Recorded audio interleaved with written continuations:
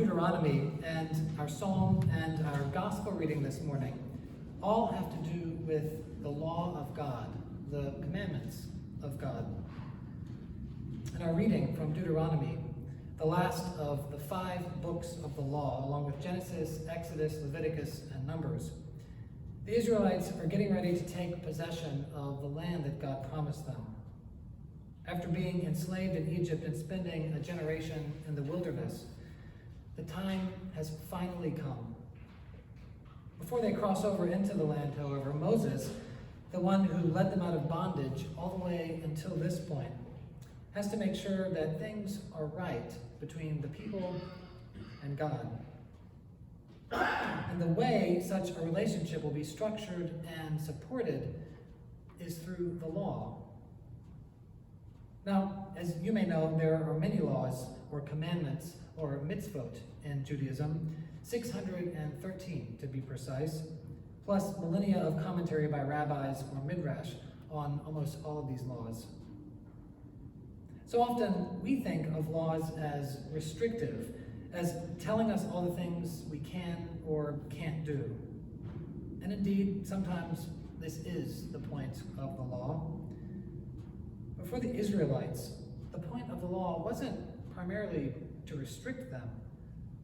The point of the law was to be the basis of their relationship with God.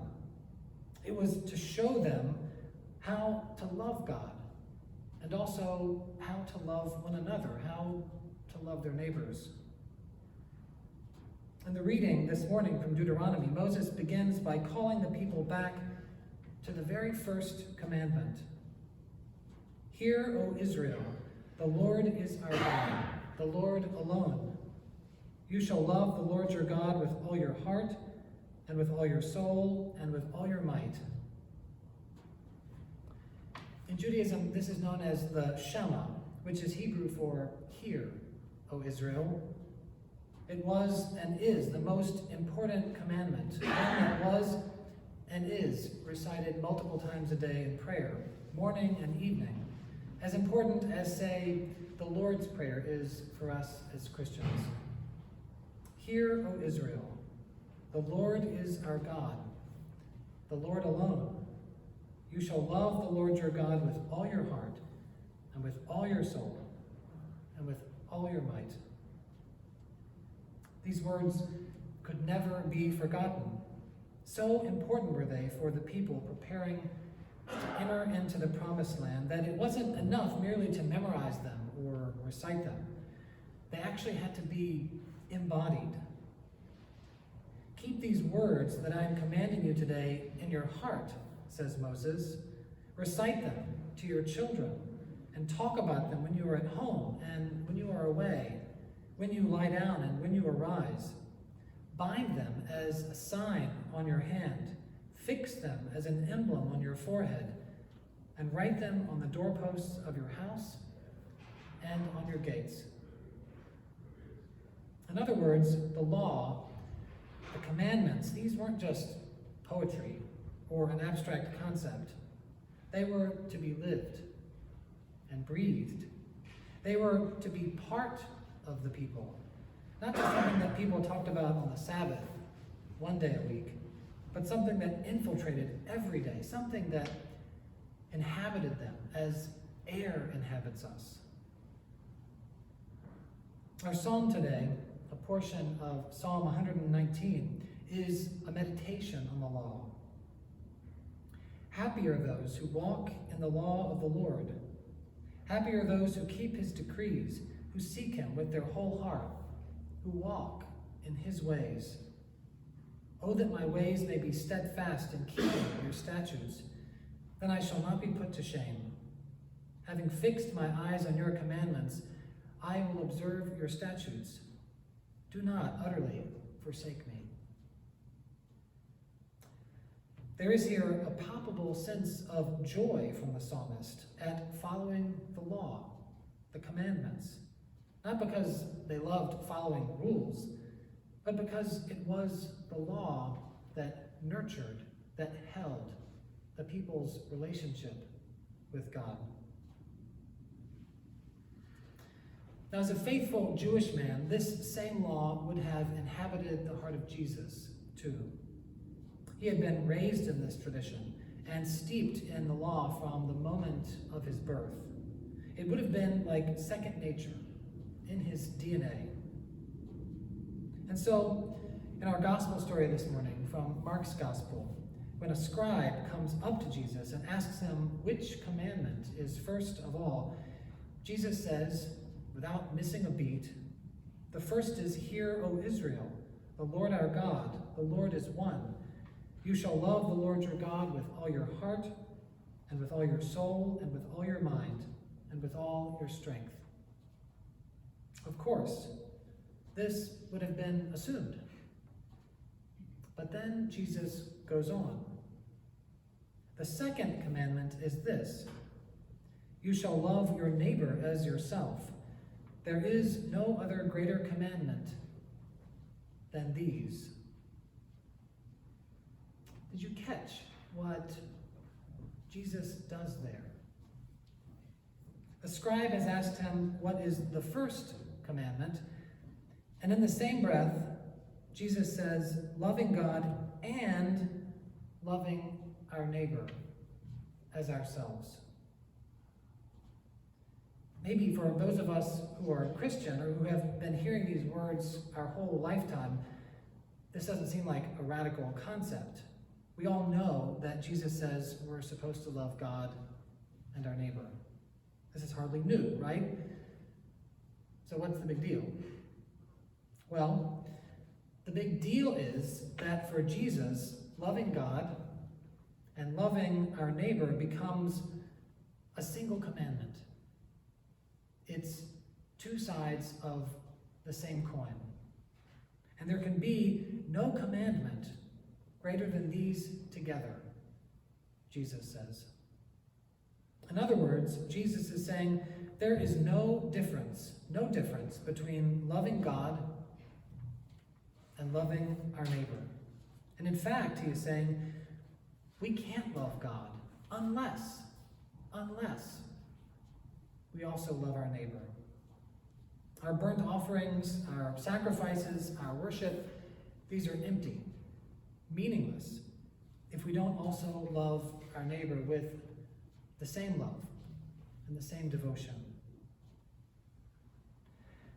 I don't think anyone puts it more concretely than the writer of the letter to John. Those who say, "I love God," and hate their brothers or sisters are liars.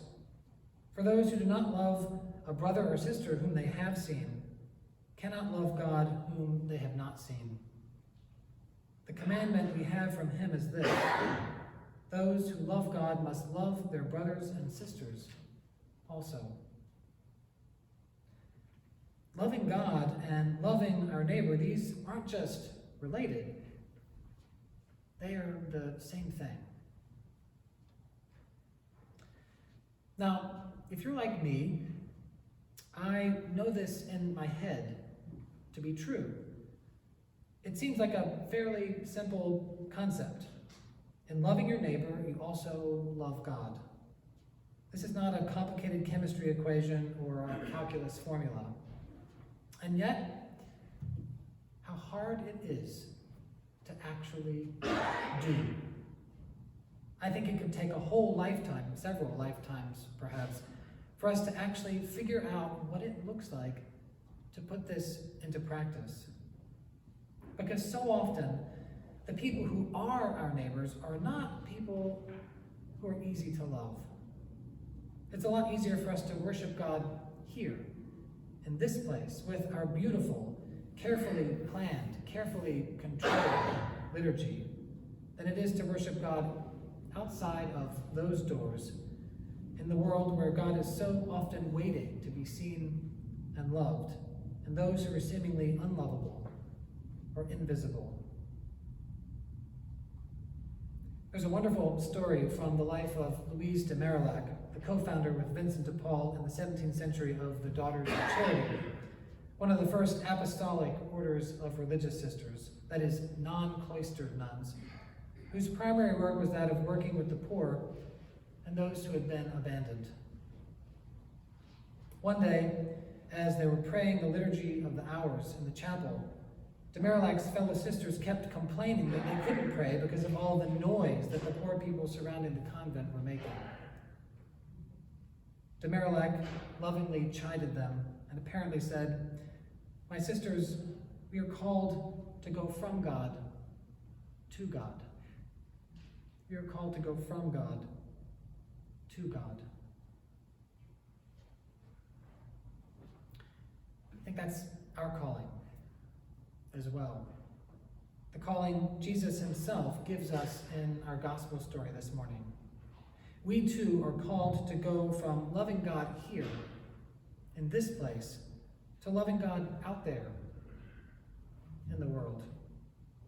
We are called to worship God here in word and sacrament in the beauty of holiness, and then to go and worship God out there in the world, by the way we live our lives, by the way we love our neighbors in whom God is present, surprisingly, sometimes, by the ways we live out our baptismal promises to seek and serve Christ in all persons, loving our neighbors as ourselves, to strive for justice and peace for all people, and to respect the dignity of every human being. Because the thing about a life of faith, a life of following Jesus, is that it isn't a siloed life. We don't love God in one place for 1 hour a week, then forget to love God in the rest of our lives. We love God in every moment of our lives, in every person, especially in those in whom it's hard for us to see God and hard for us to love God. To make our lives a seamless garment of love. You know, considering Jesus' words in the gospel this morning are so familiar to so many of us, perhaps too familiar, I wonder if there isn't an invitation for us today to see them again with fresh eyes. An invitation for us to commit ourselves to them again. An invitation to make them a little more incarnate in our lives. An invitation to see our whole lives, every encounter we have, every connection with another, every action we take, every cause we're committed to, every vote we cast, every struggle for justice we join in, as nothing less than an opportunity to love God, with nothing more than our heart and our soul and our mind and our strength, as nothing less than an opportunity to go from God to God, trusting that when we do that, we will not be far from the kingdom.